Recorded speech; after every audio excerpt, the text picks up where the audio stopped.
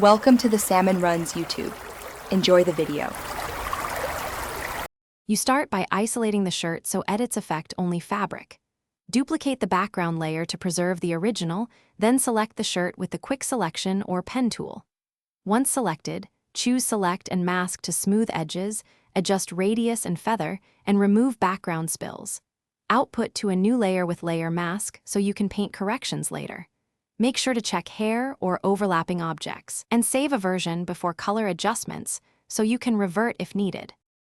Once the shirt is isolated, add a hue/saturation adjustment layer and clip it to the shirt layer so the effect stays contained.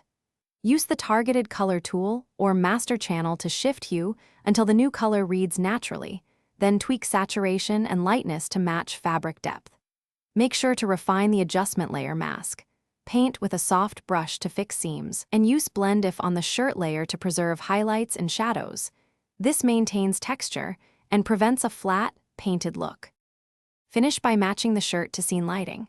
Add curves or levels clipped to the shirt to recover contrast and deepen shadows where needed, and use color balance or selective color to nudge midtones and highlights to match ambient light. Once satisfied, check edges at 100% and toggle layer visibility to spot color leaks.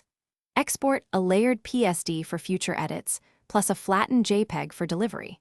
If the color looks wrong, check your layer clipping and blend if settings first. They often cause weird transitions. Thanks for watching. Consider subscribing if we helped you.